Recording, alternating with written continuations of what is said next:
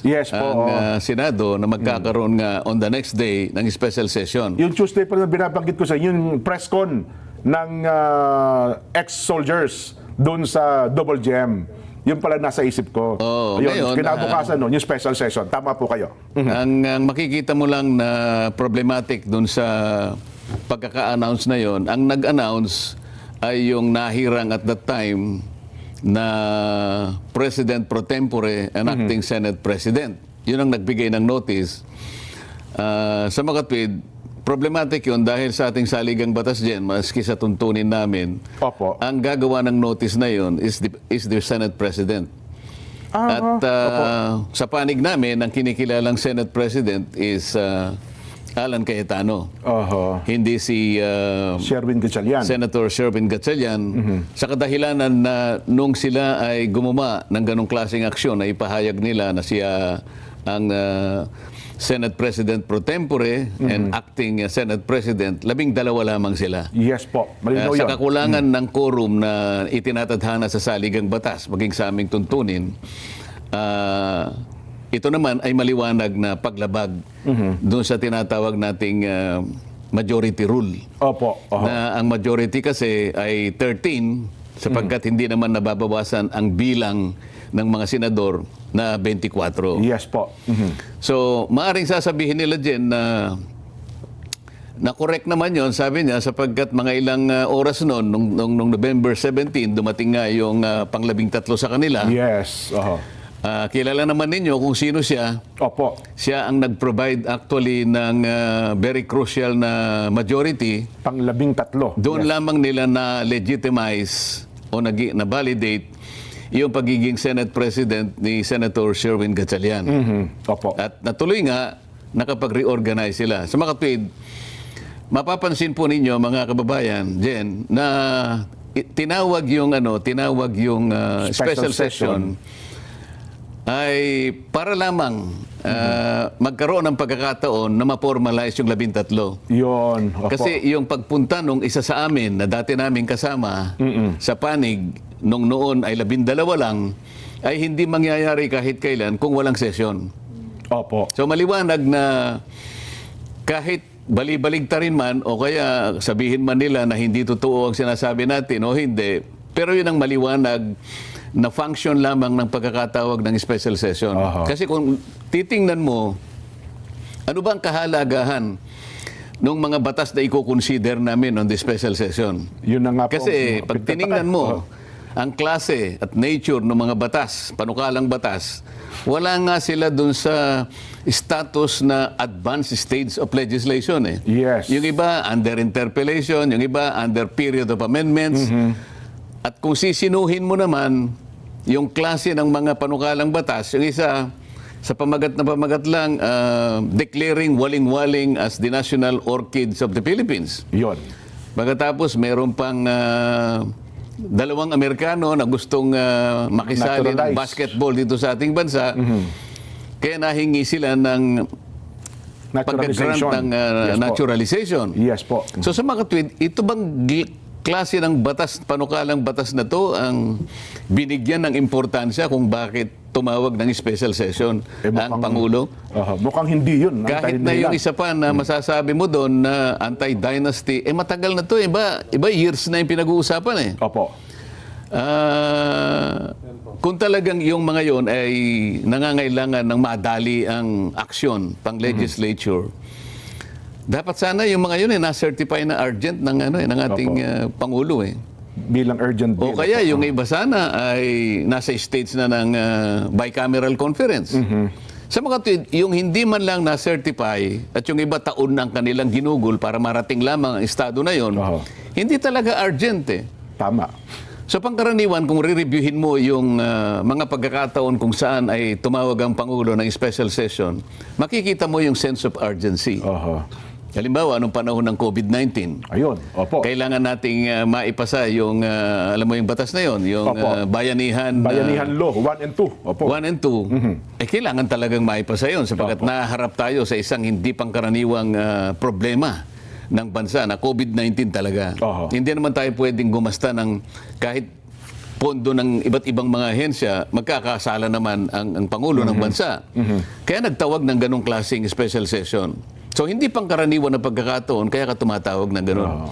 Pero kung pinag-uusapan ay waling-waling, para ma-declare lang na national orchid ng ating bansa, At saka yung o dalawang naturalization. Amerikano na gustong makipag-basketball sa bansa natin at nahingi sila ng grant ng naturalization, citizenship. Pagkatapos meron pang isa, yung mga barangay workers, barangay health workers. BHW ata yun, opo.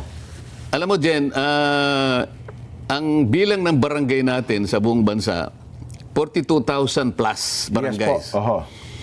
Kapag tiningnan mo yung average ng bilang ng isang, merong barangay na malaki, merong barangay na affluent, Opo. may barangay na nasa syudad, merong nasa first class municipalities. Cities, yes po. Malalaki talaga ang bilang ng kanilang mga opisyalis sa barangay. Merong umaabot ng 200, may 100. Pero sa pangkaraniwan yung maliliit, lalo na yung first class, ay yung fourth class, Fifth class municipality. fifth class municipalities, kumisa 10 lang, Oho. dala ng kakulangan sa Budget, pondo, Opo, oho. at kakulangan sa maraming bagay. So pag in-average mo yun, Jen, across the Philippines siguro, pangkaraniwan, siguro ang isang barangay merong 50 na barangay workers. In total, Opo. At least 50. at least 50. Yun ang national average, halimbawa. Yung barangay health workers, karaniwan 4-5 lang doon sa 50. Tama po kayo. Ngayon, anong gagawin mo sa 46 o 45? Hindi kasali doon. Kaya nga sana, mag-interpellate pa ako dyan sa BHW na bill na yan. Kasi sasabihin ko lang na, bakit hindi na lang natin unahin yung sarili kong bill na kung saan ay nilalayong ko doon na masakop lahat ang barangay workers. Yes po. Oho. Eh yun lamang, barangay tanod, mas marami sa barangay health workers eh. Ayan. May barangay sweepers, may barangay na police tungkol dun sa pagsawata ng drugs. Meron tungkol sa mga pagtatanim. Napakarami nito. Meron sa environment. Meron yung kasama dun sa... Marami po yan, sir. May represent council. meron silang conciliation, yung mediation board, parang gano'n. at saka yung kami nag-aaway-aaway, siya nagkakasundo. lupong taga-pamayapa. Yan, opo. Nandun. Ang dami nun, Makikita mo yung national average ng kanilang sinasahod na tulong. Tulong lang ang tawag dyan kasi hindi mo masasabing sweldo dahil voluntary kasi ang pagsiservisyo ng mga barangay workers. Allowance, 500 pesos nga lang ata. Yung tanod ay nag-a-average buong Pilipinas 900 pesos per month. Ngayon, kapag sinunod mo yung halimbawa, yung barangay health workers, sila between 3,000 to 5,000, ano mangyayari sa tanod? Kaya sinasabi ko, ba't inuna natin yung barangay health workers? Ba't hindi na lang yung kabuuan ng barangay? Pare-pareho naman silang naglilingkod. Di ba? Ba't pinili lang yung BHW? Kung titingnan mo nga, sinasabi ko ron na yung kapitan, ang average 5,000 pesos per month, yung kanilang honorarium. Samantalang yung ating mga kasambahay, siguro naglalaro na between 7,000 to 8,000 pesos. Totoo po. Samantalang ang Kahit sa barangay mga kapitan probinsya. dyan, ang trabaho nila is 24/7. Napakalawak po ng trabaho niyan. Ang mga kasambahay natin, hindi naman 24/7. Opo. Nakakatulog sila ng... Kahit pa paano, makakaidlip naman po. Pero on call sila talaga. Opo. Yung tanod, ganun din. Opo. Pero, tingnan mo ang kanilang kalagayan. Doon sa batas na aking iminumungkahi, magkakaroon ng isang Barangay Affairs and Development na magbibigay sa kanila ng adequate expertise. Kasi kailangan matuto sila eh. Opo. May mga training, Pagkatapos seminars. meron yes po. din parang special fund na makikreate doon na kung saan makakakuha sila ng mas maraming pondo, hindi lamang mula sa IRA. Para sa ganon, eventually, lahat ng barangay workers makapagsimula man lang kahit na yung minimum wage. Kasi kapag ka nag-minimum wage ka, halimbawa rito sa bansa, sa Metro Manila, magkano ang minimum wage dito? Para mga 600 na po ngayon per day. O 600. More or less. Opo. 600 times 30, at least 18,000. Opo. Ay hindi naman yung 1,000 pesos. So, hindi yun ang nilalayon ng aking panukalang batas. Kaya lang, ayun, mas inuuna nila yung kanila kasi sila nga yung leadership ngayon. Oho. Mula sa amin, nakuha nila uli yung bit. Opo. Sila ulit ang may hawak ng bit nila. Dati kami ang may hawak ng bit, pero ayun nga, pagkatapos ng wala pang isang buwan parang 28 days 28 lang. days. Kino-question pa nga yung 28 days na yun. Ano?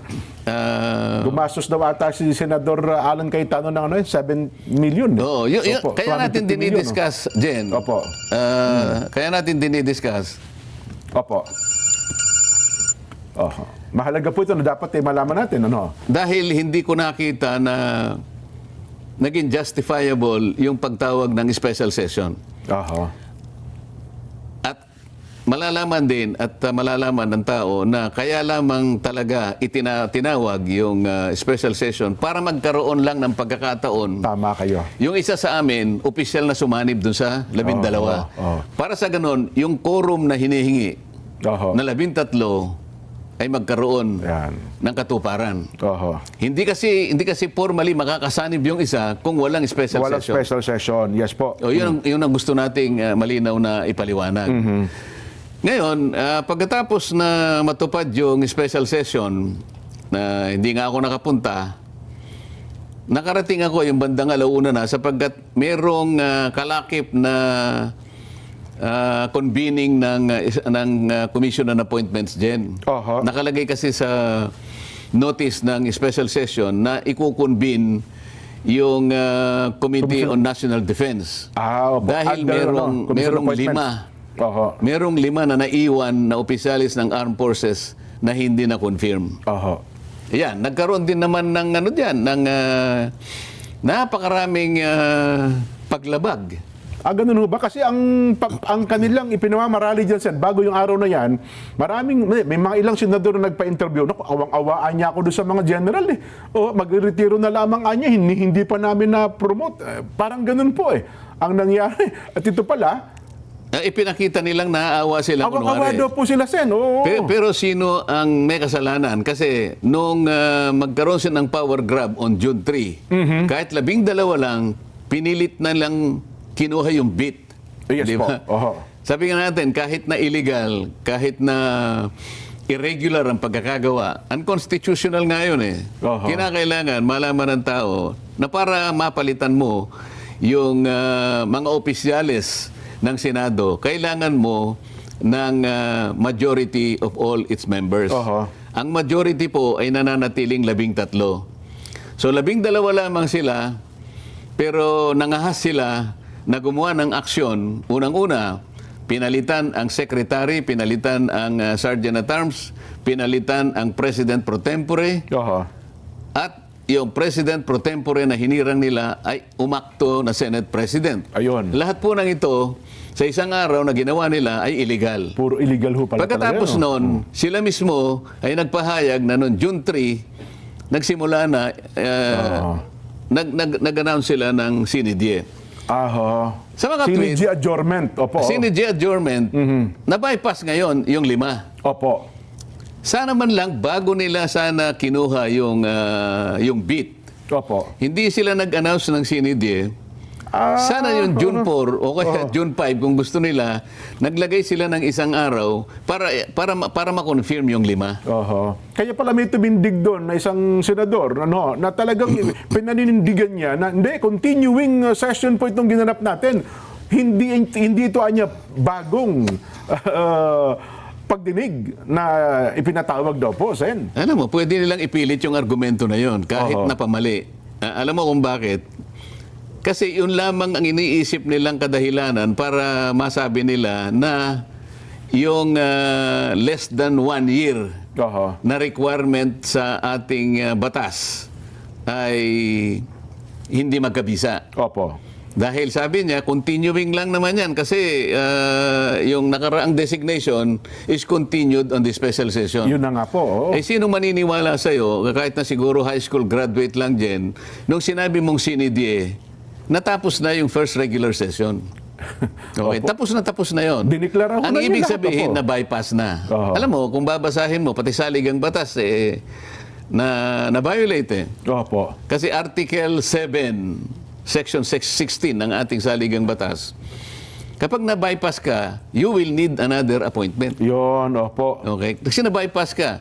Nung tinanong ko nga yung isa sa kanila na tumindig na representante nung isang Opo. grupo na constituting 5 of them, sabi ko, alam ninyo yung birthday ninyo natapos na last month pa, di ba? Kasi Yes po. lahat sila, karamihan sa kanila, nag-birthday May 2026.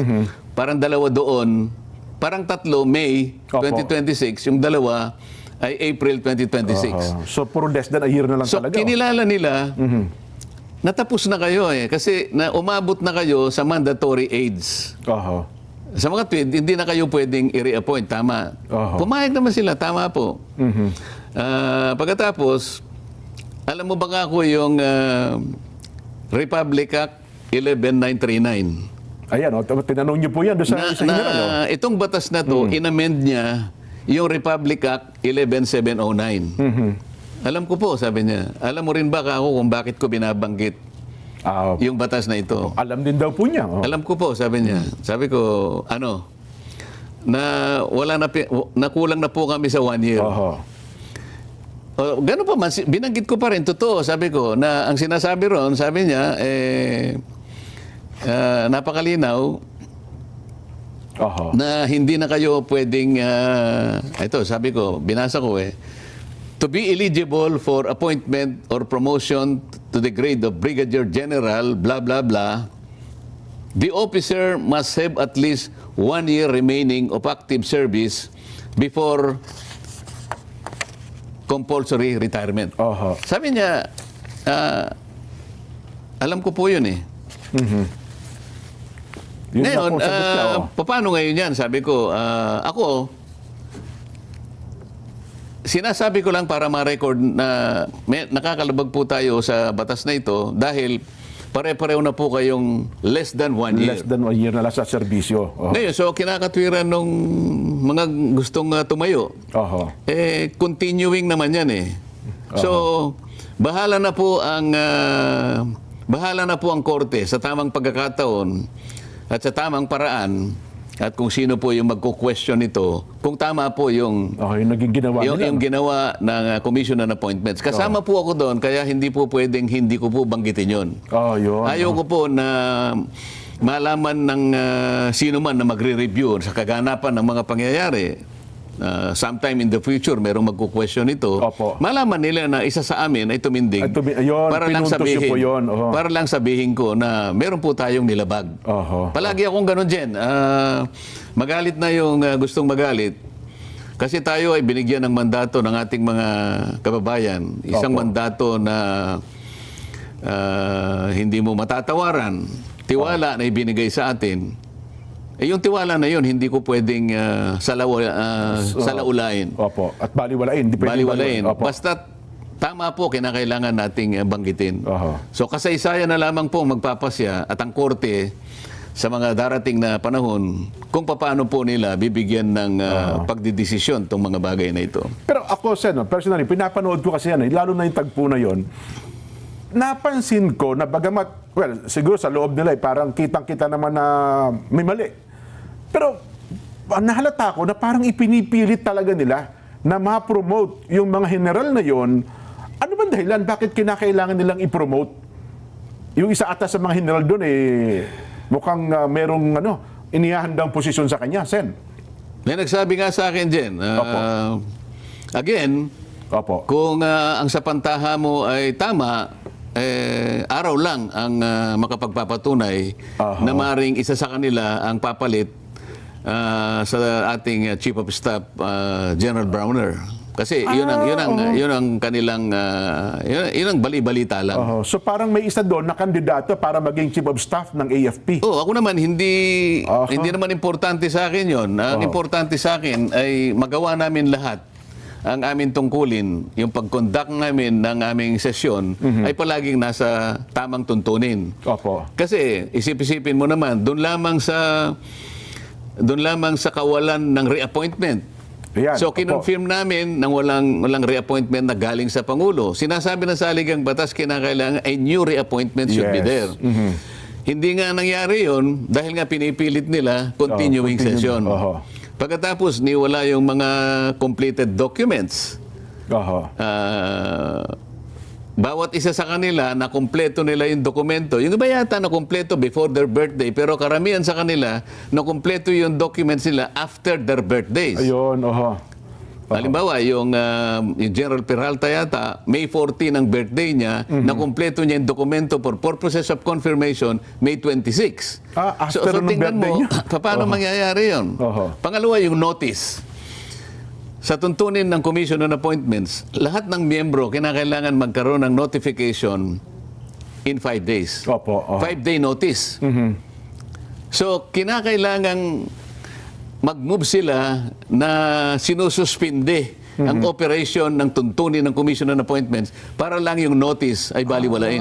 Oho. So, kasi po, kawawa naman sila eh. Wala silang kasalanan. Maaari nga. Opo. Eh, sino yung may kasalanan? Oho. Yung mga taong hindi nagtalaga ng araw para ma-confirm itong mga taong ito. Sa mga tweet, yung nag-uugas kamay sila, ang ginagamit nilang dahilan na nakakaawa yung 5, Yun, pero opo. yung pagkakasala nila, ayaw nilang akuin. Oho. At parang sinisisi pa sa kampo ninyo, Sen, yung nangyaring na-delay sila. Kasi nga, nagkaroon daw ng walkout. Hindi daw kayo pumasok sa seksyon ng mga Pero nakalipas may na time araw. pa naman dun eh. Oo. Sino yung nagpanukala na June 3, nag-declare sila na sinidi eh. Sino sa kanila? Hindi ba sila? Ayun. Dapat sana, bago nila ginawa yun, meron sana isang araw for confirmation. Kasi hanggang Friday pa dapat para yun eh. continuing. Oo nga po, kasi dapat hanggang Friday pa po yun, di ba? Hanggang Friday yun. Oho. Yung Webes man lang, Oho. kinonfirma namin, continuing session. Ayun. Hindi dapat na nagtawag ng special session na kahit kailan, hindi pwedeng i-connect doon. Oho. The special session is distinct and separate from the last session, Oho. which ended June 3 by virtue of the Sinidie adjournment. Sa mga nakakaintindi, so talagang kitang-kita dito, Sen, na pilit na pilit talaga yung ginawa nilang yun eh. Oo, Di ba?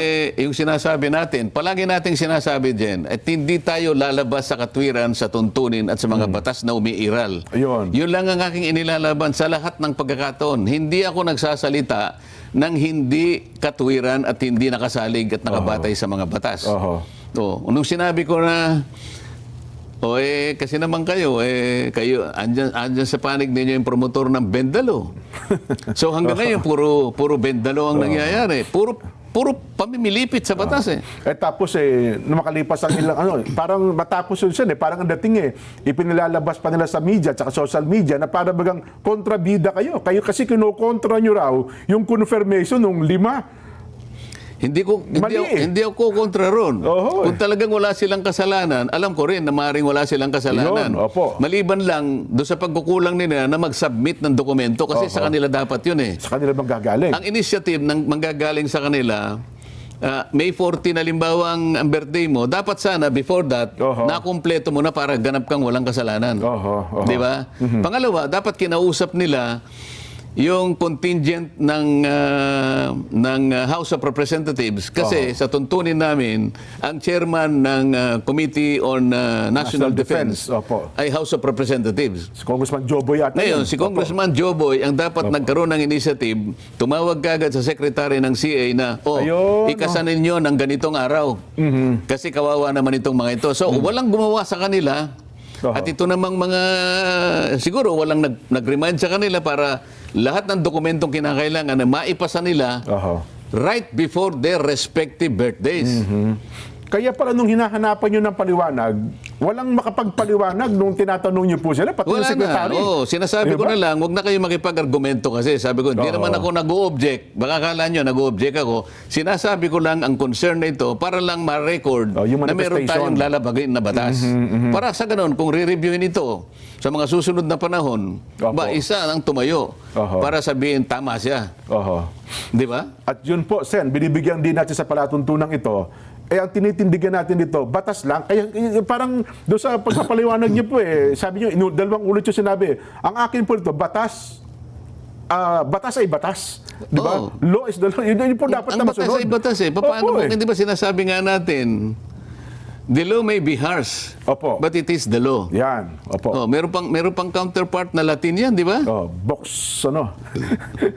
Nakalimutan mo na. Box populi, box din. Hindi, ba yun? Yung ano, yung Duralex Sedlex. Oo, Duralex oo. Sedlex. Oo, Oo. Duralex Sedlex. Yes po. Oo. Masyadong mabigat. Pero yun ang batas. Wala tayong magagawa. Hindi natin pwedeng baluktutin yun. Eh. Yes po. Oo. Oh. Tapos nabanggit mo kanina na yun daw pamumuno ni SP Alan na 28 days ay gumasta ng 700 million.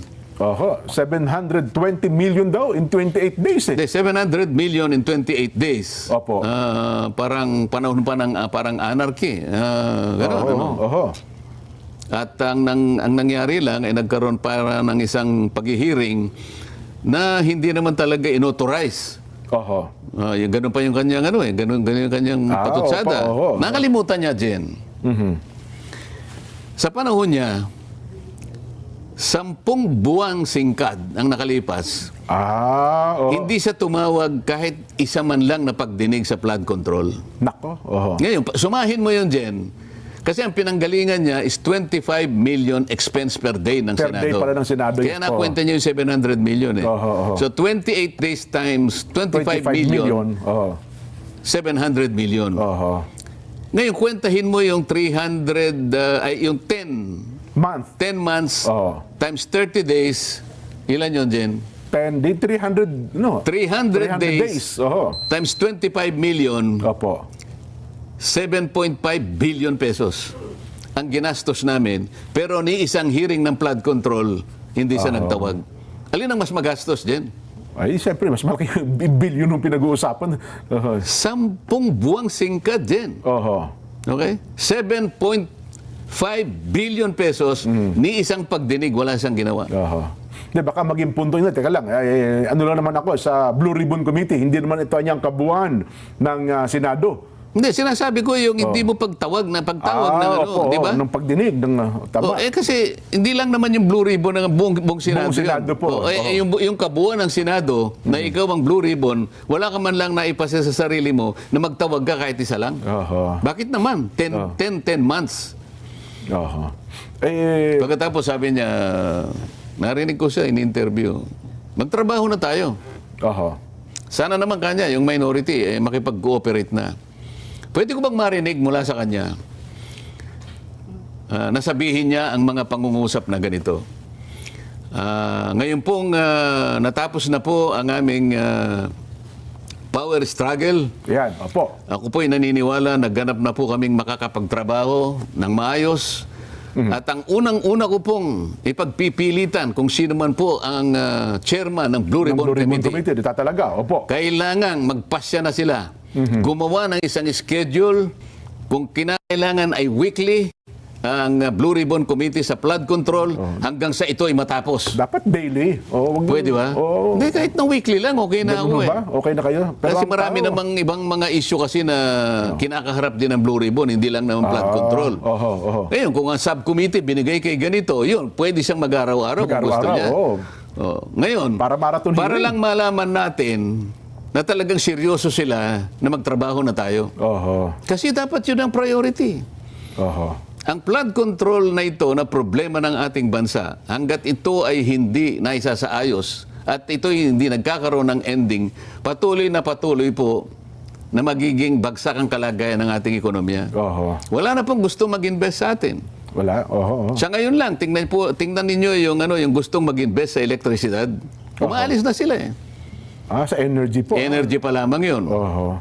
Katakot-takot na utang na ang... Mabigat po. Ngayon, kailangan nating magkaroon ng... manormalize natin ang ating bansa. Oho. At ito ang pinaka hinihintay ng ating mga mamamayan. Magkaroon ng ending itong naganap na pinaka malawak, pinaka maanomalya na pagnanakaw sa salaping bayan, Jen. Ayaw ba nilang magbigay ng deklarasyon ngayon? Dito magsisimula ang Dapat. tinatawag po natin Oho. na pagtatrabaho. Ayan. Puntahan na po natin ito. Ito po ang pinaka-priority. Hindi po yung waling-waling. Hindi po yung dalawang Amerikano na kailangan maging Pilipino para makapag-basketball dito sa atin. Meron pang isa siya na ito, puring-puring nila ito eh. na yung latag ng resolusyon na talaga namang halos na lamang magpalakpakan sila na bigyan daw po ng pansin at pagtunan ng pansin yung mga naapektuhan ng lindol sa Mindanao. Resolution po yun, Sen, ha? Mukhang hindi naman ata kailangan ng gobyerno kasi may sapat naman tayong pondo eh. May sapat tayong mga tulong na parang iparating sa kanila. Tataka ko, bakit nagkaroon pa ng resolution para doon?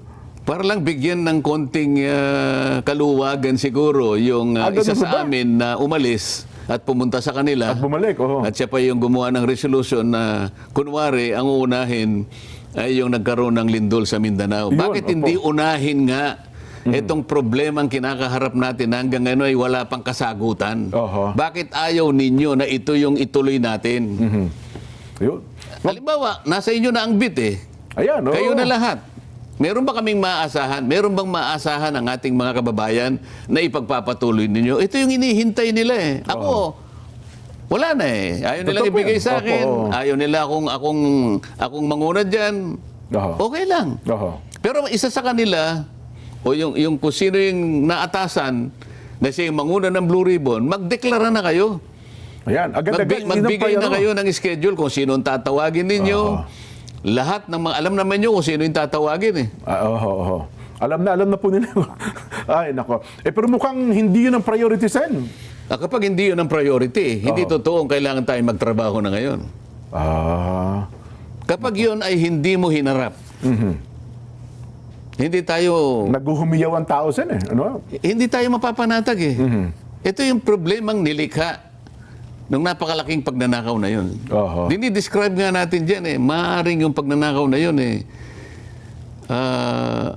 Magiging kandidato na sa Guinness Book of World Records eh. Ang pinakamalaking ano. Oo. Bakit ka mo? Sa nature lang ng nakawan din, no? Hindi karaniwang magnanakaw eh. Oo.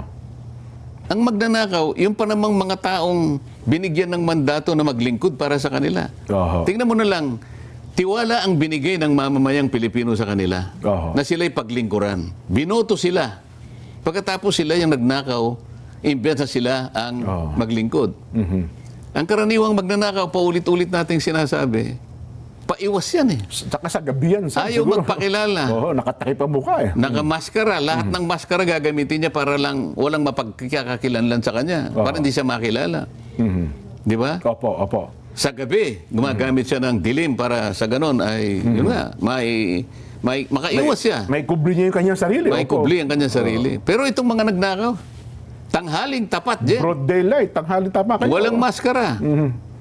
Ganon ka, paano natin i-describe? Ganun ka lakas ang loob nila. Mabuti pa po yung tanghali, Sen, naging tapat eh. Hindi sila naging tapat eh, no? Ay, nako. Ngayon, kung walang magpapasya sa kanila na, simulan na natin ang pagtatrabaho. Oho. Yun ang simula na sana ang makita ng taong bayan. Oho. Kasi ang problema na kinasasangkutan natin, napakalaki ng kaugnayan dito. Nawalan na ng tiwala ang taong bayan ng dahil dito. Nawalan ng tiwala pati yung mga kapital, pati investor, lahat. Opo. Bumagsak ang ekonomiya dahil doon. Bakit hindi yun ang unahin mo? Mukhang ang direction na po nila ngayon, Sen, pasensya na kayo. Ito obserbasyon ng iba, bagay sa social media, mukhang ipino-focus daw nila ngayon ang atensyon sa impeachment yata. Ano, ha? Well, yun lang naman ang napansin ng iba. Pero mukhang iniiwasan nila itong direction ng flood control. Sen. Siguro, dito nga sila nagagalit sa akin dyan dahil ang ginagawa ko lang naman ay para to pa rin natin, yung tungkulin natin. Oho. Nahirang akong Blue Ribbon Committee chairman noon. At nung bago ko simulan naman yon, ako ay nakipagkita sa Pangulo. Opo. At ako nga ay kanyang binigyan pa ng lakas ng loob at binigyan niya ako ng USB na magagamit para umpisahan lahat ito eh. Totoo po, totoo. Ngayon, lahat noon ay nangyari sa aking palagay na meron siyang basbas doon sa gagawin ko. Oho. Ngayon, lahat ng mga apektado, lahat ng mga lumilitaw na may kinalaman sa malawakang pagnanakaw na yan ay gumagawa ng paraan para usigin ako ngayon. Oho. So, ang ginagawa ko naman ay para sa ikalulutas ng problemang ito. Bakit ngayon ako pa ngayon ang ginawa nila ng isang kasong inimbento nila Nako. para sa ganon matigil ko na itong ginagawa ko. Sen, puntahan natin yung bagay na yan. Yan ang mahalaga na dapat pag-usapan natin. Basahin ko lang po ito ilang mga mahalagang paalala. Ano, ho? Kayo po ba'y maglalakbay sa pamamagitan ng ating mga sakyang pandagat? May paalaala po ang PPA. Panoorin natin. Po ang saligang batas, ang konstitusyon ng ating bansa. Mukhang iba po ang naging sitwasyon kong, Sen, dahil ito po ngayon ang ginagamit nila para kayo po ay pigilan, pahintuin sa inyong mga ginagawang ito. Ayun naman ay napansin ninyo na patuloy na nagaganap. Unang-una, akala ko nung makuha namin ng beat, Opo. ay may pagpapatuloy namin ang pagdinig sa Blue Ribbon. Ngunit nandun na yung isara nila yung Senado dahil meron Opo. daw May security issue. At nandun na pauwiin ang aming mga kawani, work from home. So, yung maliit na puwang na yon na may sa katuparan sana namin ng isang legitimate na pagdinig, pati yun napigilan nila eh. Opo. At sasabihin, hindi daw kayo nagtrabaho kasi ganun ang nangyari. Yung June 4 na nagawa namin, halos questioning pa nila kahit na nagamit namin ng session hall, pero wala kaming Blue Ribbon committee staff Opo. na nag-assist sa amin. So, yung huling bahagi sana, na maaaring matawag namin na huling-huling pagdinig na lang, hindi rin May sa katuparan. natuloy yun. Opo. Dahil nga, nakasara ang Congress. Ginawang garrison ang Senado. Parang garrison ng Hapon. Pero makikita sana ng ating mga mamamayan na sumusubaybay na gusto nating gampanan ang tungkulin natin sang-ayon doon sa pamamaraan itinatadhana ng aming mga tuntunin, lalong-lalo na yung batas. Opo. Pero talagang gumawa sila ng paraan para pigilan kami hanggang nga sila ay magkaroon ng power grab noong June 3. Opo. Na kung saan kahit na 12 lang ay pinilit nila na gawin ang sarili nila na sila na ang namiminuno sa Senado. Opo. Yun ang dahilan kung bakit yung pinakahuling pagdinig sana na aming magagawa pa dahil kami naman ang legitimate na nahirang ay hindi na namin tuluyang naituloy. Ang halip, sa halip ay pinagtiyagaan nilang talagang pigilin lahat ito. Hanggang sa makuha nga nila noong Miyerkules sapagkat nagkaroon ng special session, nawala na talaga sa amin yung liderato, lalong-lalo na yung Blue Ribbon Committee. Bukod doon, Jen, para siguro lalo akong mapigil sa ginagawa ko na tungkulin na talagang tukuyin at ma-identify natin kung sino-sino ang mga tao sa likod ng malaganap at malaki ang nakawan na yan. Alam naman natin kung sino-sino sila, pero gusto nating ma-formalize sa pamagitan ng pagdinig sana. Yes, tama po. Ngayon, ang ginawa nila, ayun, nag-imbento sila ng sari-saring mga asunto laban sa akin. At alam na natin na nagpahayag na ako ng mga ilang araw na nakararaan na may posibilidad na ako pang aarestuhin din. Yun na nga po. So taliwas sa mga pahayag ng mga ex-marines at saka mga ex-soldiers ng ating bansa, kung sino-sino ang binanggit nila na naka-receive ng mali-maletang salapi. Ako na hindi nagnakaw, Opo. ako na nagpipilit lang na magampanan ko ang tungkulin, ako pa yung kanilang aarestuhin. So ito'y naipahayag ko na. Ako naman kung gagawin nila yun, Jen, maliwanag naman na ako'y sasama naman ng payapa sa kanila. Ganun po ba? Sapagkat kung sino man ang mahihirang na aresto sa akin, ginagampanan lamang niya yung tungkulin niya. Ako'y sasama ng matiwasay. matiwasay, voluntaryo. At bahala na ang batas kung paano isesettle lahat ang mga pangyayari ito. Pero mukhang mabigat yun, Sen, sa pangyayaring yan. Kasi kung ganun po ang binabanggit nyo, well, ako personally, mukhang ang ating mga kababayan, parang hindi ata magiging katanggap-tanggap yung bagay na yun, Sen. Kasi batas is batas. Pagkatapos ganun ang gagawin sa inyo, mukhang parang... Lalo na kapag naliwanagan nila na ang kanilang ibinibintang sa akin ay yung pagkakaloob ng mga kaibigan ko ng pansarili nilang pagtulong sa akin. Opo. Pribadong pera nila na itinulong sa akin para makapangampanya ako. Opo. Ilang kayang politiko, hindi lamang nung nakarang 2025 elections, magmula sa pinakamababang opisina siguro Mula sa barangay siguro. hanggang sa senador, ilang libo ang tumanggap ng tulong mula sa kanilang mga kaibigan, mga patron kung sakasakali. Oho. Paano mo ngayong ikakapit yun sa tinatawag na plunder? Yun. Diyan yung plunder kasi may kinalaman doon sa pagnanakaw mo ng salaping bayan. Sa lapi ng bayan po O yun. kaya kinonekta mo doon sa pangangako mo na bibigyan mo sila ng kung anong Ng klaseng pabor, ano pabuya ba? Opo, o oo. pangako na ginagamit ko yung aking opisina. Oho. Pero sa panahon na yon, naipaliwanag ko, nung ako'y kumakandidato, bukod sa kalabang ko na yung liderato ng Congress nung panahon na yon, Oho. nasa number 31 pa ako sa survey. Totoo po. Sino ako para mangangako sa kung sino man ang gustong tumulong sa akin? Kung mangako man kayo, baka sabihin, niloloko mo ako, wag ko na mangako. Oo, Ganun ang totoo mangyayari. niyan. Sabi ko sa kanila, wala naman akong may papangako sa inyo. Sabi nga ni Mike Defensor, huwag ka na mangako kasi ginagawa lang namin dito, kaibigan ka namin. Yes po, oo. Alam namin na wala ka naman sa posisyon ng mangako, number 31 ka nga eh. Oho, Ako nga nalulungkot. Kasi baka mamaya, hindi mo makaya na sa dami ng ipinagod mo, matatalo ka rin kasi number 31 ka eh. Oho, oho. Oh, pagdating naman sa Kongreso, tinanggal ako sa lahat ng aking committees, tinanggal ako sa CA, pati yung aking ibinibigay na tulong sa tao, yung AX, yung tupad, pati yung panggamot, inalis lahat sa akin. Kulang na lang, pati sweldo niya ata, alisin eh. Hindi naman pwede na alisin yun. Yung sweldo na lang ang natira sa akin, yung allowance tinanggal din nila. Yes po, oo. So sino si Rodante Marcoleta na mangako na mag-commit na kapalit ng anuman ng may tutulong Ng ninyo sa pabor, akin? oo. Wala eh. So yun ang kinakapit nila, pribadong pera ay tinulong sa akin. Paano naging Oho. naging plunder public? ho yun. Paano naging plunder yun? Oho. Kahit mga taong karaniwan na hindi naman mga abogado, nagtataka, paano po kayo nadawit to sa pagnanakaw ng pera ng bayan? Ewan ko kung sa kanila. Pero mag-iimbento sila ng kahit anong iaakusa sa akin para lang maaresto nila ako at matigil na ng tuluyan Oho.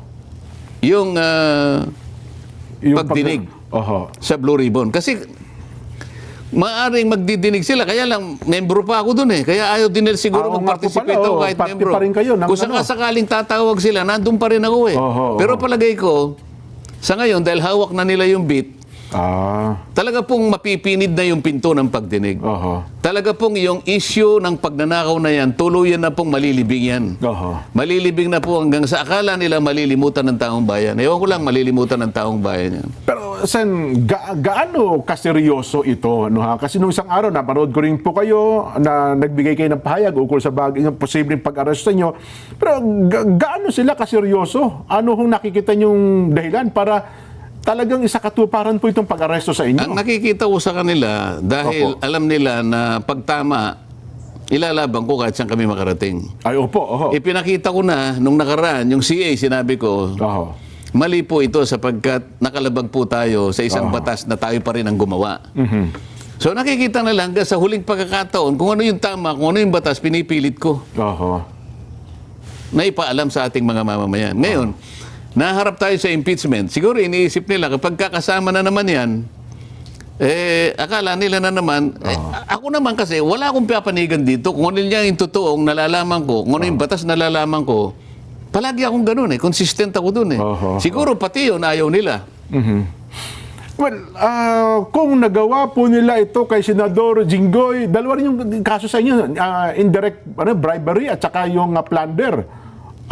Indirect bribery kasama raw yung PD 46, pero Opo. magpisang buo ito eh. Ano ho ba? Ano ho ibig sabihin nun? Ayun nga, tumanggap daw ako ng gift. Habang kayo ay nasa posisyon, congressman daw kayo ng time na yun. Oo, by reason of my position. Pinapaliwanag ko nga sa inyo, yung posisyon ko, wala sa lugar na ako ay magbibigay ng kahit Ayun. anong may papangako. Oho, Dahil number 31 ako sa survey. Minsan nga, nagamit kong halimbawa kahit hindi tama. Si Saito halimbawa. Yan, opo. Kunwari lang dito. naman. Opo, yung kasama natin dito. Kunwari lang naman ito, para lang maintindihan ng lahat. Simpleng paghalimbawa. Simpleng tao yan, pero alam niya na hindi sa tataya doon sa kabayo sa karera, kundihado yun. Ay, siyempre naman ho. Tataya siya doon sa llamado. Mado number 31 nga ako eh. Kumbaga sa Kulelet na kulelet. kumbaga sa takbuhan ng kabayo, number 31 ako. Sino ang nasa matinong isip ang tataya sa number 31? Oho. Tapos pinadala ako 22, tapos bumagsak ulit sa 23. Sa mga wala man lang ako sa Magic 12. Hanggang sa huling linggo ng kampanyahan noong time na yun, Sen, no? Oh, number 22 pa rin ako. Oo. Sinong mag-aakala na mananalo? Sinong tataya sa akin? Oho. So, paano ko gagamitin yung posisyon ko? Oho. Yun ang pinipilit natin. Pero mag-iimbento sila. Nako. Yun na lang ang gagawin eh. Yun pong indirect bribery ay available. Magkahiwalay ba ito ng korte sa Sandigan Bayan o sa ombudsman? Eh, magkakasama yun eh. Ganun po. Maaring iniwalay nila, pero pareho lang ang magiging suma total niyan eh. Oho. Dahil, sabi ko nga sa'yo, bakit pa ako magpipiyansa? Kinabukasan, meron din plunder. Oh. Pero as of now, sa mga sandaling ito, Sen, habang tayo nag-uusap, 451, meron na ba kayong nabalitaan na arrest warrant o ano ba na para kayo po ay... Nabalitaan ko na. Kaya nga ako nagpapahayag ngayon. Kung sakasakali pong ituloy nila ang pag-aresto sa akin, ako po isasama sa kanila peacefully. Ibig sabihin, I will not resist. Sapagkat tungkulin po yun ng arresting officer. Opo. Alam ko naman po yung tuntunin kung paano ka arestuin. Opo. Talagang ganyan eh. Ako naman ay dahil sa ginawa kong pakikipag laban tungkol sa katwiran at sa umiiral na batas, kung ito ang magiging kabayaran ng pagtatanggol ko sa ating bansa, sa ating mga kababayan, nasa kanila po yun eh. Wala akong alam na aking nilabag na batas. Yung pong kanilang mga asunto'y puro invento yun. Alam po ninyo ang pinagdalhan ng malay-maleta. Pati po yung mga kasama ko sa Senado na dati namin kasama sa grupo namin, meron silang plunder na nauna na. Opo. Pero dahil sa pagsanib sa kanila, nawala na po siguro. Baka sila po ay hindi na asuntuhin. Mauuna pa po akong arestuin. Doon sa mga kasama namin dati na nangako na magiging intact kami. Walang hiwalayan, walang maghuhudas. Sabi ni Pero Boying, napansin na ninyo kung sino po yung naghudas. sabi ni Ombudsman Boying, yung mga naunang sa niya pa, hinug na raw po ang kasong plunder para sa kanila. Nakita ko, unang-una, April 2026, nandun yung 5 kaso na nakalaan para kay Martin Romualdez. Opo. Isang plunder, isang indirect bribery, isang direct bribery, a violation of AMLAC, violation of RA 3019. 5. April 2026. Hindi ko lang alam ng date kay Joel Villanueva at saka kay Chis Escudero. Pero ako, invento lang.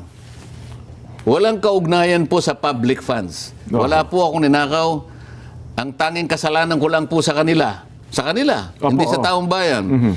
Ay yung piliting ko po na ituloy ang pagdinig diyan sa flood control projects, anomaly na yan. At mapanagot. Kasi At mapanagot natin silang lahat.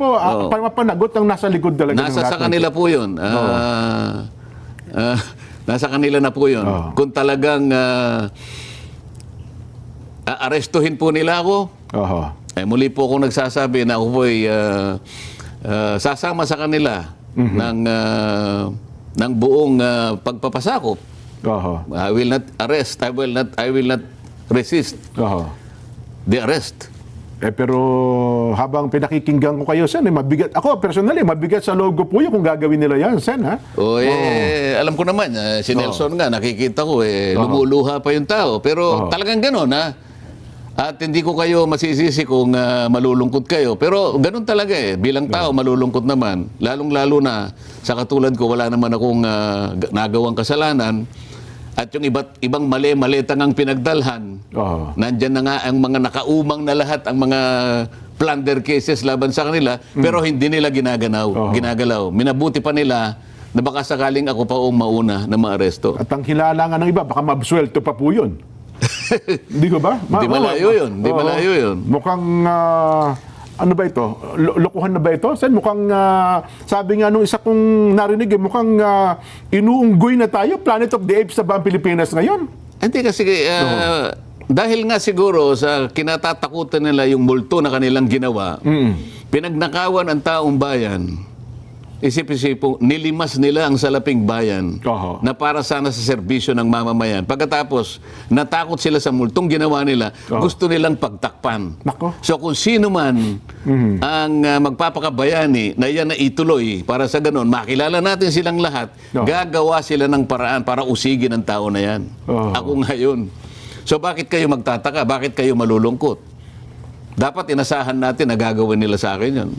Ang dapat po siguro kayo ang pinagtatanggol nila, Sen, kasi kayo ang sumusunod at ipinagtatanggol nyo po ang batas. Yung nakakaalam ng katwiran. Oho, Halimbawa, Di ba? yung mga pulis, yung mga sundalo na nakakakilala ng katwiran, Oho. alam nila yun. Oho. Kaya lang, yung mga tao na nasa likod ng pagnanakaw na ito, na ayaw nilang mabunyag ang kanilang pagkakakilanlan, ayaw nang makilala silang lahat, Oho. ay yan ang kinatatakutan nila. Oho. Kaya nangyari ang mga bagay na ito. Oho.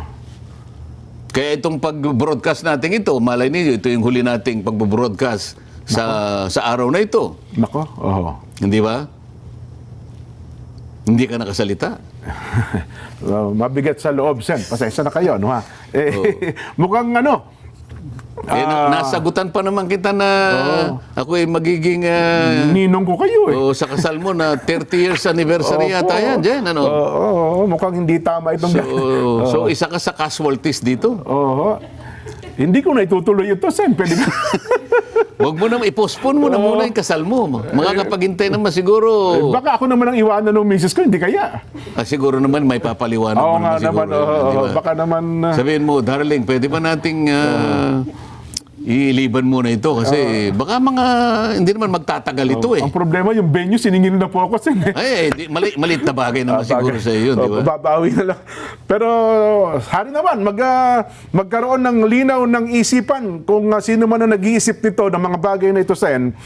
At, anyway. Basta takot dyan, maliwanag sa akin yan na alam ng taong bayan na wala po akong kasalanan kung hindi yung maglingkod sa inyo ng buong katapatan.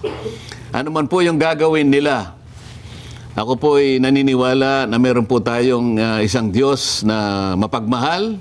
Oho. At sa kanyang kalooban po ay doon ko na lamang ibinibilin ang aking magiging kapalaran dyan.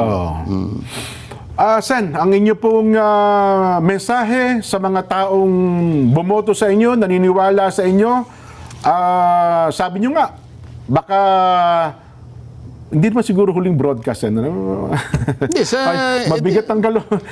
sa buwan na ito siguro. Ayaw ko naman sabihin huling broadcast natin. Huling broadcast natin muna sa buwang ito. Ayun, malay mo naman sa susunod na buwan, ma-open uli natin ito, di ba? Opo. At hindi naman ihinto ang programang ito, Jen, dahil nandyan naman kayo ni Nelson.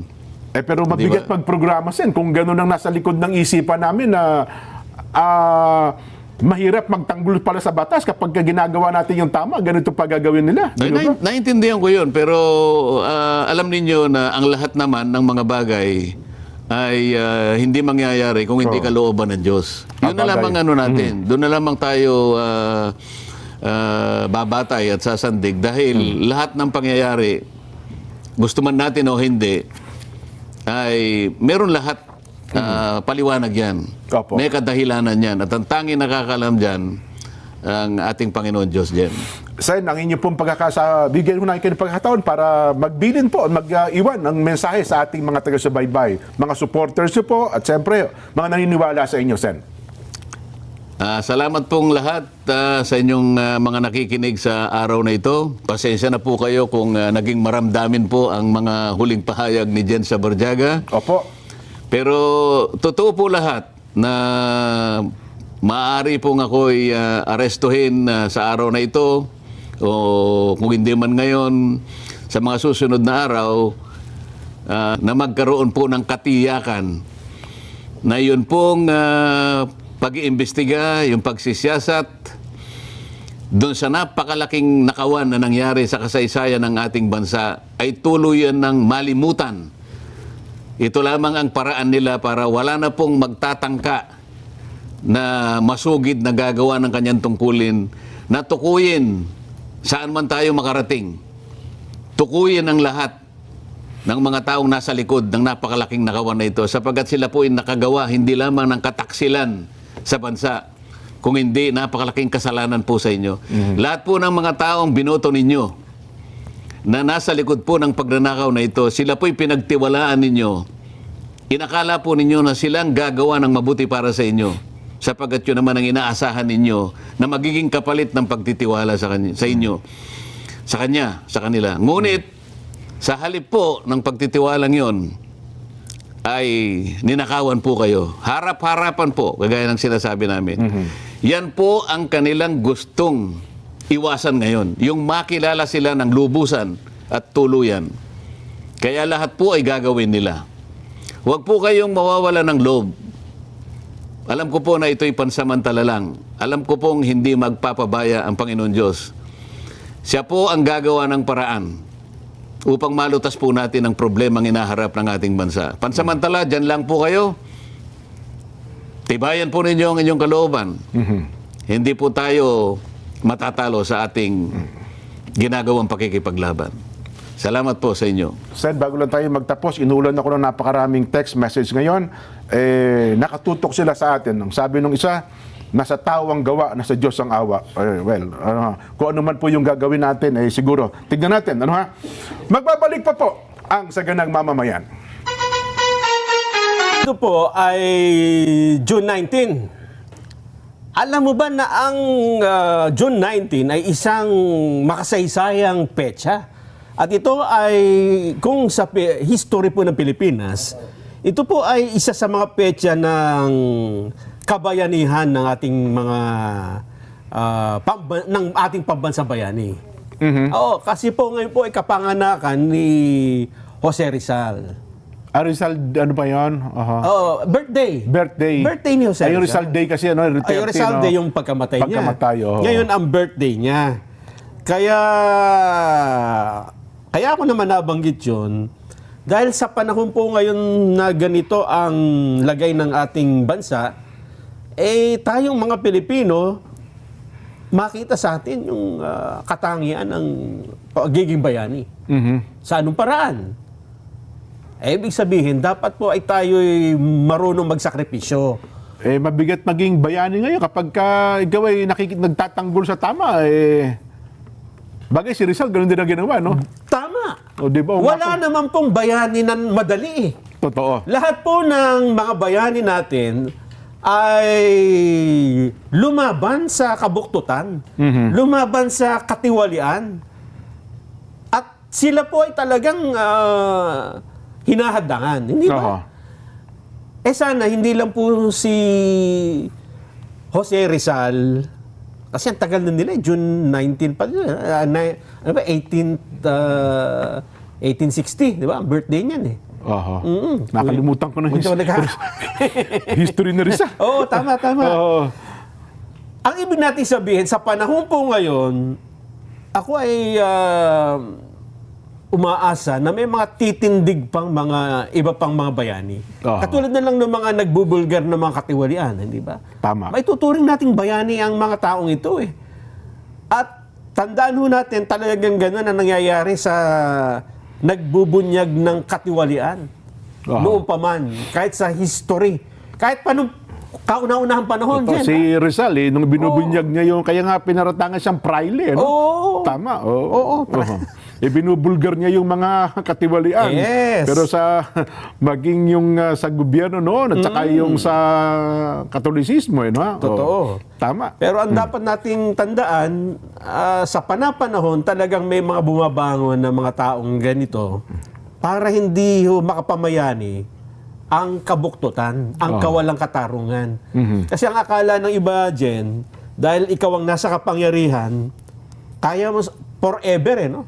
Na kaya mong baluktutin ang katarungan at batas. Hindi po pwede yan. Ang hindi nila nalaman, meron pang mas makapangyarihan na nagpapatupad din ng katarungan at ng batas na yun ni kahit sinong tao.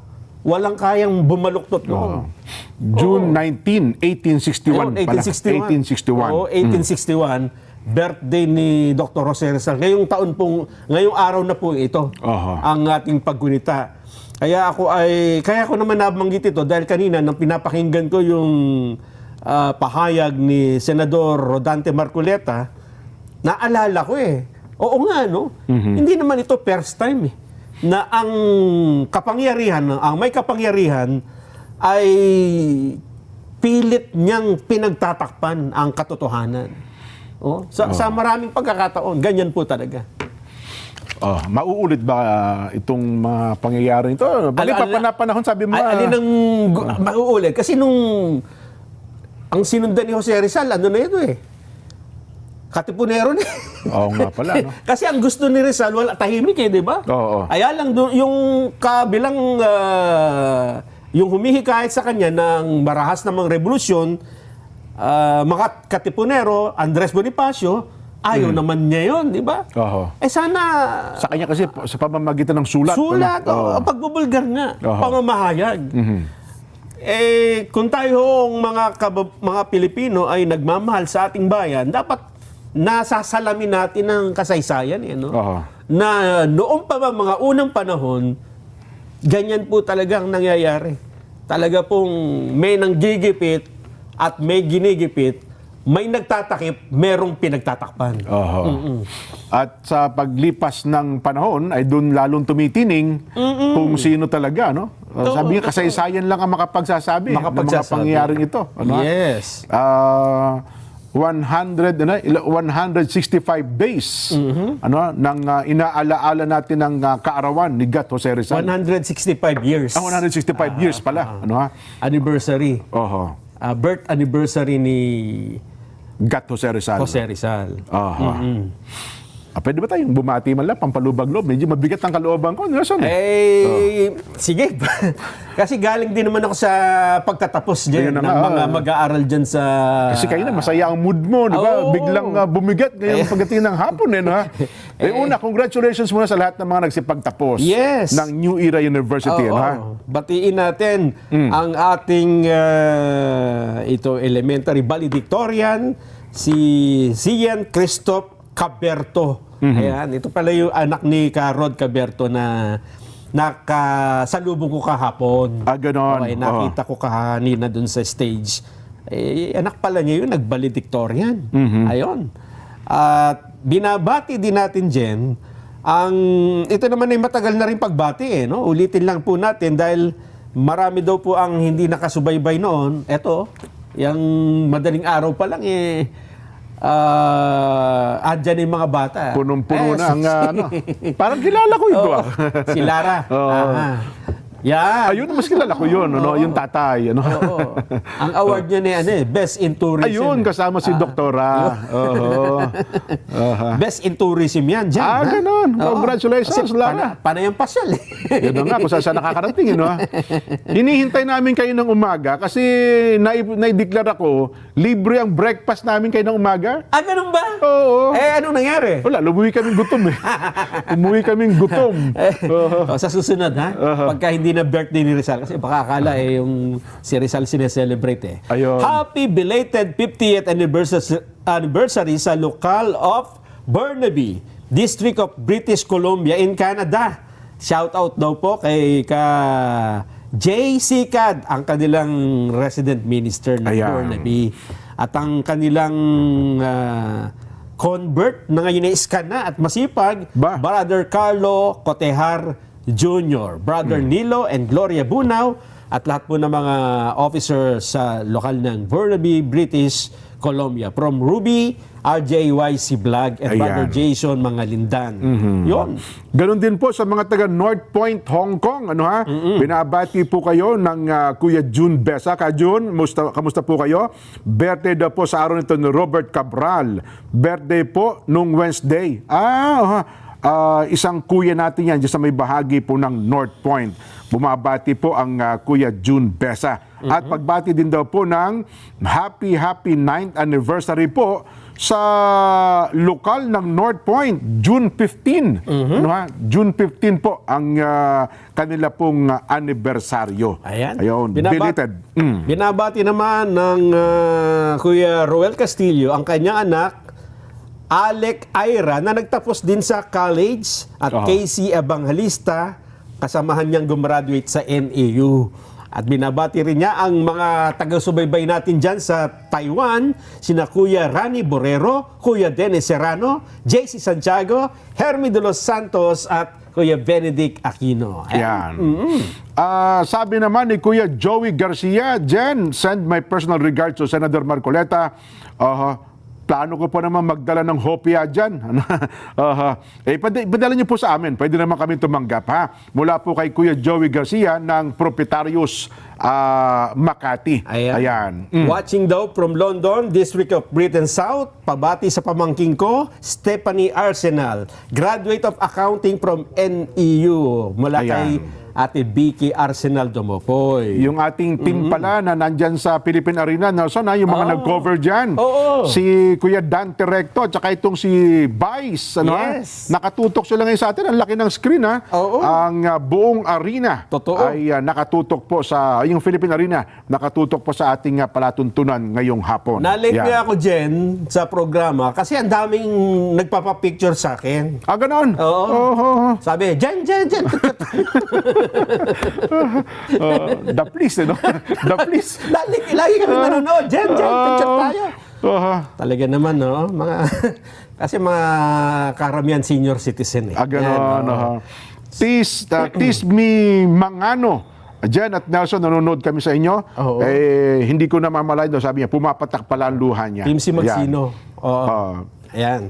Ang Karay Herrera ay nagsabing lahat sila ngayon, kanina pala, ay napapaiyak. Huwag po kayong masyadong malungkot. Bihirang umiyak siya si Karay. Masayahing tawang Karay. Ang buong pamilya ng Karay Herrera sa pahayag ng Dante Marcoleta. Ayun, si Arvin Tan. Salamat, Kuya Arvin. At nakatutok din po sa ating palatuntunan sa hapong ito. Si Sandro Ternida, sabi niya, pakibati po mula sa mga OFWs mula po sa Dammam, Second Industrial, Saudi Arabia. Ayan, pabati daw po sa pamangkin niya, birthday, Dayan Ternida, Banalan, dyan po sa bahagi naman ng Novaliches, Quezon City. Nag-graduate din kanina sa senior high school with honors pa, honors, ang anak ni Ronald Corimao, si Kimberly. Ayan, congratulations. Kaya pala masaya-masaya Kuya Ronald kanina. High honors. Ayun. Si Kuya Resty Bugarin, nakatutok din po sa ang mga kabarangay natin dyan sa may bahagi po ng South Korea. Yan, Salamat po ng marami. Si Kuya Ronel Miranda, pabati po kay Rachel Lugto ng Alphala, UAE South. Ayan. Mga taga-abroad, si Vinmar Claveria, sabi niya ay happy, nakatutok daw po mga taga-Camellia, Hobbs 1, Tunasan, Metro Manila South. Ayan. Salamat po ng marami sa patuloy niyo pong pagsubaybay sa ating palatuntunan. Ito pa. Nelson, sige. Birthday, happy 16th birthday, Benjamin Ivan de la Rosa. Ito po ay anak ni Patrick de la Rosa ng Bilbao, Spain. Ayan, at siya ay magluluto daw ng oxtail soup. Wow! Oxtail, hindi yan buntot ng baboy? Hindi, ano yan? Kare-kare. Kare-kare. Sarap. Buntot ng baka ba yun? Sarap niya, yung malambot na malambot. Paano ka makakakain kung ganito sitwasyon natin? Mabigat sa kalooban. Alam mo, talagang, kasi tao tayo, di ba? Meron tayong damdaming natutuwa, nalulungkot, nasasaktan. Normal yan eh. Pero pagka naintindihan natin na ang mga damdaming ito ay talagang kailangan nating maranasan para lalo tayong tumibay. Ganun ba yun? So minsan may mga mensahe yun na bandang huli, maintindihan mo, kaya pala. Ayun. Pinatitibay, pinalalakas na pala tayo. Para kasi may kanya-kanya tayong kinakaharap sa buhay. Wala naman sa ating walang kinakaharap na problema. Pagka wala kang problema, patay yun. Habang tayo nabubuhay, may problema talaga.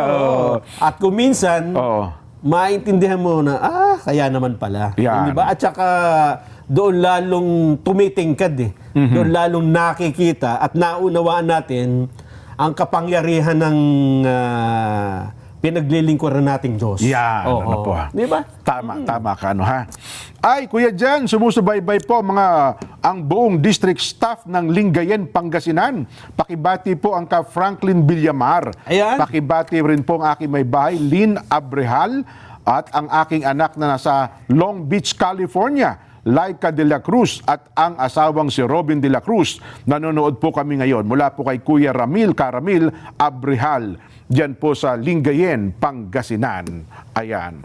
Ang mga staff din daw po at barangay official ng Navarro ay mukhang Navarro General Trias Cavite, mukhang naaluha rin daw sa mga binanggit ni Senador Rodante Marcoleta kanina. No? Well, tabay tayo, ha? Happy viewing po sa mga greetings po. Tagle family. Ayan. Alabang at Adriano family ng Bulacan mula po kay Kaduds at Ina mula po sa Quezon East, Barangay Tabason, Tagkawayan. Ayan. Kaya maraming pagbati ngayon. Kasi Oo. nga, siyempre, minsan nalulungkot ka, gusto mo gumaan-gaan man lang. Oo. Kaya nagpapabati na lang iba. Oo. Happy birthday, Glidel Lazaro Habate ng Maribeles, Bataan. Ganon din, birthday daw po nina Marlon Banag at Marian Kate Banag ng New Salata, Qatar. Wow! Oy, birthday din pala ni Diana Meneses Uy. ng kada umaga. Kaya pala nung dumating ako, niyakap ko ng mahigpit kanina. At ano sinabi? Ano ba yun? Sabi yun sa ano? Kasi ano ano yung salita nila? Yung Spanish. Hindi, Brazil eh. Brazil? Oo. Ano sabi? Hindi ko naintindihan eh. Kain daw akong corned beef eh. Argentina corned beef ata ako. Portuguese daw yun, si ano. Ganon. Portuguese. Hindi, Brazilian siya, di ba? sinabi Brazil. siya? Portuguese. Saglit lamang po, marami pa tayong balitang tatalakay na. Stay ba tayo hanggang alas 6? Hanggang alas 6 ba tayo? Tuloy-tuloy Akala ko daw tayo. magpapaalam tayo ng 5:30. Hindi daw. Hindi pala. Diretso. Mahaba pa pala. Magbe-break lang muna. Ha? Break pa po. Ilan munang mahalagang paalala. Magbabalik pa po ang saganang mamaman ni Senator Ping, si Senador Alan Peter Cayetano. Okay. In 28 days daw, na panunungkulan ni SP Alan, abay gumastos daw ng 70 milyon. 700 700 million pala ang Senado in 28 days. in 28 days. Ganun daw pala. dinivide nila, no? Oo. 700 divided by 28 para makuha nila yata yung 25. Kasi based on record pala, ang isang araw pala sa Senado, sweldo, lahat ng gastusin, pag pinagsama-sama mo pala, 25 million a day pala Ganon? ang gastos dyan, ang pangkaraniwan. Ibig sabihin, kahit linggo, Sabado, may Oo, 25 million yun pa ang, rin. yun ang kanyang average na gastos. Oo. Kaya 25 million times 28 ay papatak nga raw ng 700 milyon ang ginastos na wala daw nangyari. Wala daw, Paano may mangyayari? Umalis sila. wala daw produksyon. Hindi ba? Nag-walk out sila eh. Yun na Paano nga eh. mangyayari nun? Ay kaya, bubuelta ngayon itong si Senador Alan Peter Cayetano. Yan na. Oo. Yan na. Magandang buwelta. Mayroon ba Paano tayong sagot ni SP Alan? Anong sabi? Oh. May video? Video. Ito ang sagot niya, Nelson. Sige nga. Pakinggan natin. Yun po talaga ang ano doon. But what did the group of Senator Win and Senator Lacson do? Since May 11 po hanggang yesterday, hindi po sila naglagay ng mga miyembro ng committee nila as minority. Sila po ang ayaw magtrabaho. Hindi po sila naglagay ng mga miyembro para hindi mag-function yung mga committee. Question. Hindi nila tinuloy. So yung sinasabi po nilang hindi nagtrabaho, waling-waling po yun. No? Walang katotohanan, panay kasinungalingan. So nung tinanong yung majority, what's your plans for the special session? Waling-waling pala, di ba? So, wag na tayo maglokohan. Yung kahapon, kasi may 13 na kayo, at gusto nyong palitan ang Senate President kasi gusto nyo tuloy-tuloy na yung impeachment at ang gusto nyo, grupo nyo ang magdikta ng tempo through the presiding officer. Pero number 2 lang pala yung impeachment. Ang number 1, yung cover-up dito po sa flood control at napakarami pang iba. Kaya, ang message ko kay Senator Lacson, simple lang. Gusto mo, tumahimik muna ako, meditate, pray, ikaw din. Pero ngayon, bakit? Panay comment mo na lang sa mga witnesses, pero ayaw mong humarap sila sa committee. Let me tell you, mga kababayan, there are 2 groups now. those who want to uncover the truth and those who want to cover up the truth. So yun pala, Nelson. Sa kabilang banda, may sagot naman si Senador Ping. Ang tinutukoy daw niya doon, output sa 700 million pesos in 28 days. Sabi naman ni SP Alan, paano nga tayo mag-output? Ano ha? Eh, hindi nga ninyo nilagyan ng mga miyembro ng komite ang bawat mga komite ng Senado. Paano magtatrabaho? Yun nga. Pero yun pala, kasi pagka narinig mo, pagkaraniwang mamamayan ka, 700 million in 28 days? Ganun pala yun? Oo. Eh, yun pala, normal pala yun sa kanila, Nelson. Yun talaga yung gastos. Yun talagang gas pala nila araw-araw ay 25 million per day. Eh nga, narinig ko rin yung paliwanag ni Sen Dante kanina Oho. na ano naman ang ginawa ng Blue Ribbon Committee? Ay, ikukumpute mo naman niya in 10 months. Ano ha? Di sabihin gumastos din pala ang Blue Ribbon Committee na wala din pala kayong output. Kahit na sabihin na natin walang gastos yun, Jen. Oo. Ha? For the sake of argument na hindi ka naman buong Senado, wala kang ginastos kahit piso, Oho. eh ba't nagkaroon ka pa ng komite? Hindi ba? Yun na nga. Eh, ako naman, dahil nga sa pangyayaring ito, Nelson, kasi kung magsisilipan kayo na magsisilipan dyan, hindi naman po pwede walang may silip sa inyo, sa isa't isa. ano ha? Buti Diba? sana kung perfecto kayo. Ayun na nga, Kung oo. sana nung kayo ay nakaupo dyan, ay ang dami yung output. Nagtrabaho kayo na maayos kayo. sana, Oo. di ba? Eh, Di ba? ang nirelease mo, partial report eh. Eh, wala pang gustong pumirma. Oh. Anong, di ba? Parang, kung minsan mahirap, ano sabi nun? Bago mo pansinin, Ang puwing oo, sa mata ng iyong kapwa, ay, tingnan mo muna yung... tahid. Di ba? Tahid ba tawag doon? Yun ang pagkakaalala ko eh. Ganun. Kasi yung tahid na sa ano ng manok at sa tahid ng... Sa iyong mata. Di ba? Yung malaking muta sa kanilang Oo, mata. yun, Totoo yun, yan. yun, Ano? oo. Yun po siguro. Ano, ang gusto nyo kasi kayo lang nagpapasaling. Pagka ginantihan kayo, mas malaki ang tama pala. Yes, at ang problema, sila pa yung sensitibo. Yun. Sila pa yung mararamdamin, di ba? Kapag ka ikaw ay mararamdamin, huwag kang makipag-away. Ay, numero unong pikon eh. Sila ang unang napipikon. Yes. Pikon ka pala nung ikaw ang biniro, di ba? Nung ikaw ang... Naibalik sa'yo. Yun, Oo. galit na galit ka. Gusto mo maghubo sa karsada. Gusto mo maglulupasay ka. Di ba? Mali, huwag ka makikipag-biruan. Kung ayaw mo ibalik sa'yo, di ba? Nakikipag-asaran ka. Nung ikaw ay inasar, di ba? Yun, ang masakit na katotohanan sa pangyayaring ito. Nelson. Tahilan. Yan. Tahilan daw yun, hindi. Tahilan pala, hindi pala tahid. Naisip mo Kasi yung yung sabong. tahid, sa sa tandang yun. Tahilan. Ayun. Oo. Kasi maraming nakasubaybay sa atin ngayon. Katulad dito, alam mo ba, ang buong distrito ng Quezon City ay laging nakasubaybay sa atin, lalong-lalo na sa mga oras na ito. Ang Kuya Bear. Bumabati ka, Bear del Rosario. Sarap pa naman ang pansit niya sa Jax. Yan ang problema pag malapit ka lang. Namimiss ko kasi yung pansit ng Jax dyan, ano? Pag malapit ka lang, Kayang-kayang i-motor ni Kuya Odel yun, eh. yung sinasabi mo, yung taga-USA nakapagpapadala na. Bilo-bilo. Yung pang Jax, wala pang 10 minutes, nandito na yan. Siguro ano? sabi, less ko na itong magpapabati. Ay, nako. Meron pa pala ito, no? So, ito, nakita ko ito yung balita natin kayo ng umaga. Mukhang may punto ito. Alam mo ba kung alin?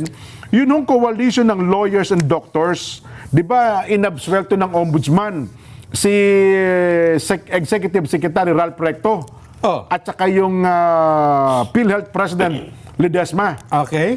Aapila pala ang coalition of lawyers and doctors. Nagsumiti po siya ng motion para po sa plunder ni Executive Secretary Ralph Recto. Ito po kayo ng umaga, binalita ko ito. Ito dapat siguro mapagtuunan ng pansin, Nelson, kasi ito diniklara ng Supreme Court na illegal yung paglilipat, di ba? Tapos nung kinasuhan, absuelto. Absuelto.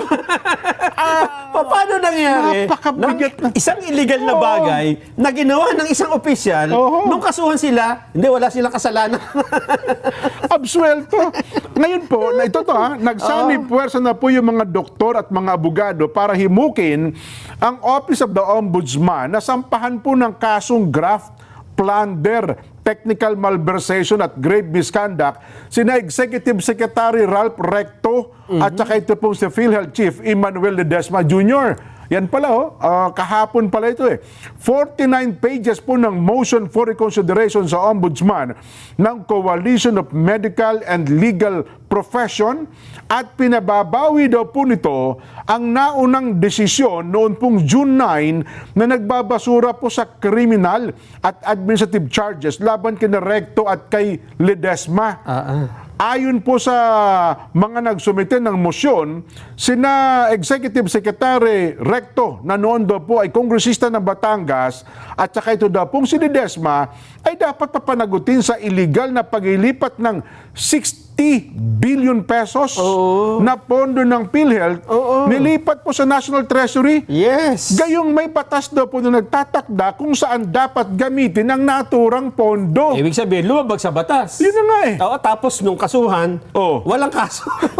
Identify na niya dapat sa gagasusin ito Oo. Binabanggit po ng grupo ng mga doktor at ng abogado, ang mga manggagamot na noong November 2023 ay nagkaroon daw po ng special provision na nagpapahintulot sa fund transfer na kalaunan ay naging bahagi daw po ng insertion ng mga mambabata sa bicameral budget hearing.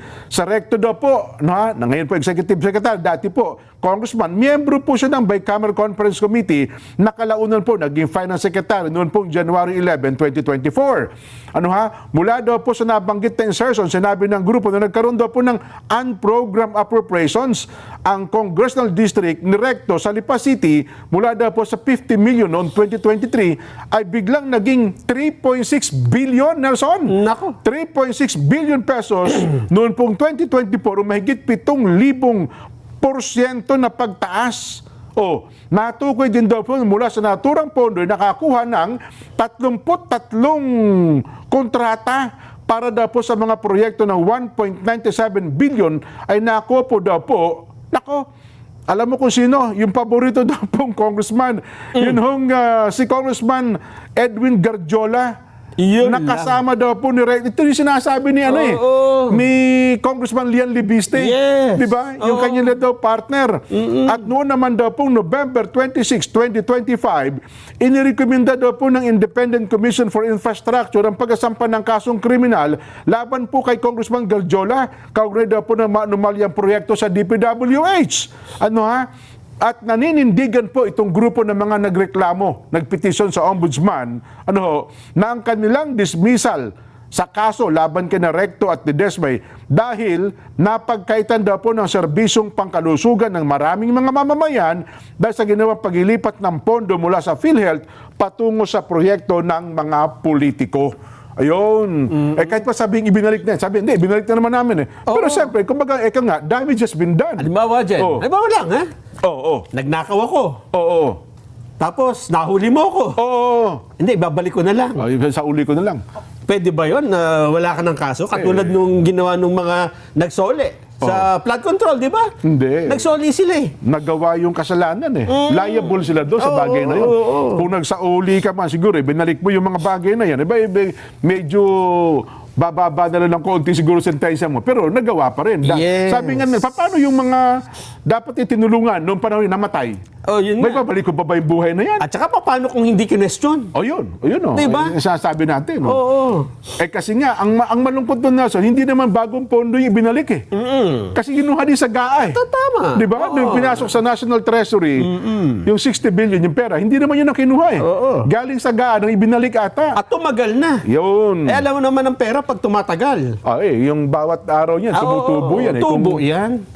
Actually, kabuuan yan 90 billion yan, di ba? First tranche, second tranche, tapos yung third tranche, naharang na na TRO ng Supreme Court. At ngayon na nga po, naipasok yung 60 billion, ipinababalik. Hindi pa nga kino-question yung sa PDIC, yung Philippine Deposit Insurance Corporation, kasi doon, kumuha din po ng 150 billion doon Katulad ng kaso ng ng Yes. PhilHealth eh. Oo. Bagamat yung sa PDIC walang complainant, pero pwedeng gamitin ng PDIC yung desisyon doon sa PhilHealth Fund. Eh, problema, ayaw yata Ayaw na ba? natatakot yata mag-file ng kaso eh. Ay, yung mga taga-PDIC? Oo. Yun ang Dapat yun yan mag-file yung asosasyon ng mga Oo. depositors, pwede yan. Oo. Kung sinong mga depositor ng bangko. Kasi, yun po yan eh. Oo, Insurance yan insurance eh. mo yan. Halimbawa, Insurance. nagkaloko-loko ang mga bangko, Oo. tapos walang perang PDIC, kawawa yung depositor ang apektado. Yan. Ay, nako. Meron ka bang dyan? Ano pang gusto mong banggitin sa ating mga kababayan? Bumawi muna tayo dyan, ha? Bawi tayo? Bawi muna tayo sa magandang balita. Meron ba? Kasi nga, di ba, nung nakaraan ay nagkasundo ang US at Iran. Oo. At sila ay pumirma na sa isang agreement. Oo. At dahil dyan, malaki daw po ang ibababa sa presyo ng diesel at gasolina Yan ang sinasabi sa ko. susunod na linggo. Next Tuesday. Alam mo ba kung magkano yung ibababa ng diesel? Magkano daw? 10 pesos per liter. Pero naliliitan pa rin ako. Oo nga. Dapat, Kasi nung sila, 20 kagad no? Oo. 25 kagad Oo. Oo, nung nagtaas Unang taas talagang sumirit ng todo eh. Tapos ang gasolina, 6 pesos per liter ang ibababa. Ayon sa DOE, ang pagbaba ng presyo ay bunsod nga nung pag-announce ng kasunduang pangkapayapaan ng US at Iran. Aha. Ayong. Pero sa bandang huli, may pasubali yan, Nelson. Mukhang, kasi ang gusto ng mga, ngayon, at ito yung consumer, sana ibalik pre-war.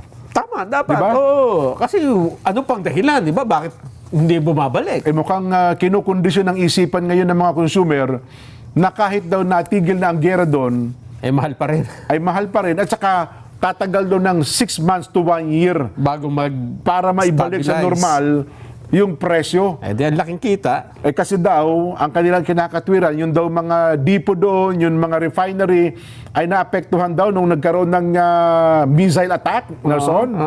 Oo. Aywan ko kung bakit tatagal ng ganung kabuan. Sabi ko, pwede naman nating pagbigyan yan, baka naman pwede maximum 1 month na lang. Sa makabagong teknolohiya ngayon, di ba? Mabilis na po matatapos yan eh. Pero sabihin mo 6 months hanggang 1 year para mabalik po ang produktong petrolyo sa dati, ay parang meron silang ang tag doon, mga kinakamot pa ang likod. Alam mo kung bakit? Bakit? Kasi ang teorya ng iba, marami daw dyan ngayon sa mga barge na nasa yung Strait of Hormuz. Di ba nandiyan ngayon? Punong-puno na yan eh. Kaya nga, di ba? Kulang na lang, bumiyahe sila. Bumiyahe, hindi nakabiyahe, nandun sila. Marami yan. Ang problema, yung produktong petrolyo na nabili nila, nakakarga sa barge nila, nabili nila ng mahal. Noon pa. Nabili nila ng mahal. Oo. So kung ito po i-deliver nila agad, doon sa kanilang mga buyers, di ibibenta nila ng mura. Naman, tama. Di ba? Dapat ganun talaga eh. Ganun talaga negosyo. Oo, may pagkakataong nalulugi ka talaga. Ngayon, ang plano ata, parang ang laro, delay nyo ng konti para hindi naman masyadong malaki ang... Parang hihintayin nila tumaas uli. Iyon. Mabubulok yan. Kung hindi naman tumaasan niya, medyo gradual ang pagkalugi, hindi naman bigla. Kung minsan dyan, dapat Oo. naniniwala tayo dun sa kasabihang naghanap ng kagitna, isang salupang nawala eh. Totoo. Ay mo ba, Totoo. pending mo pa dyan dahil Oo. sabi mo, hindi, baka tumaas bumawi pa. Oh. Kung biglang mag-away uli yan. Parang yung cryptocurrency natin, di ba? Oo, ako hindi na ako nakabawi dyan. Akala natin makakabawi pa. Ayoko na. Oo. Hindi ba? Kung binenta pa natin, malamang. At least may lamang pa yung Ako naman, ang computation ko dyan, Nelson, kumita naman kayo ng malaki nung pagsikad eh. Oo. Di ba? Kung malulugi bang kayo ngayon, ang nawala na sa inyo, yung kinita nyo nung una. At saka makakabawi Diba? pa ka ba naman? Oo naman. Dire-diretso naman ang negosyo nyo. Hindi naman po tigil agad yung ganyan eh. Sana naman maawa kayo sa mga consumer, Yung mga miyembro po ng OPEC, At sana matapos na rin yung problema. Kasi ngayon ata ang concentration ni President Trump, Nelson, may panawagan na siya kay Volodymyr Zelensky Oo. at saka kay Vladimir Putin. Anong panawagan? Bay, pare, magkasundo na kayo. Magkasundo. Okay na kami ng Iran eh. Ganun ba? Ni Khamenei, at saka okay na kami dito. Oo. Mas malaki anyang ibababa, babalik talaga sa normal Wow. kung okay na Aha. ang sitwasyon dyan sa Kiev, Ukraine, at saka sa bahagi po ng Russia. Ayun. At isa sa mga pangunahing makikinabang dyan, alam mo ba, hindi lamang yung gumagamit ng produktong petrolyo. Aha. Kasi isa sa pinakamalaking supplier natin ng fertilizer ay itong lugar na yan, Ukraine at saka Russia.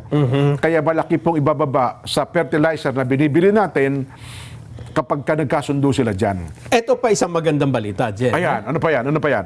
Papalayain na daw ho ng Di pa Russia nakukulong eh. yung 24 na Pinoy na nakakulong sa Russia.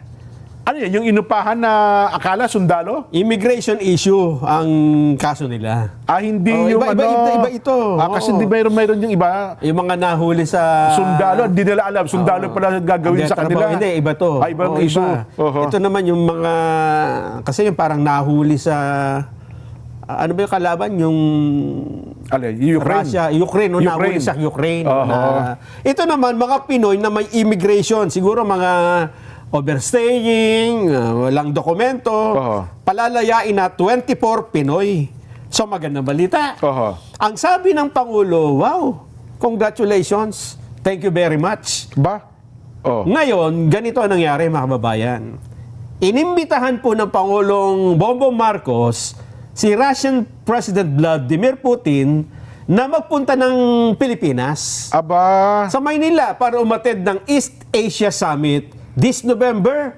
At ito daw po ang magiging kauna-unahang pagbisita ni Putin dito sa Pilipinas. Alam mo ang tugon? Ano sabi? Da. Ganun ba? Da.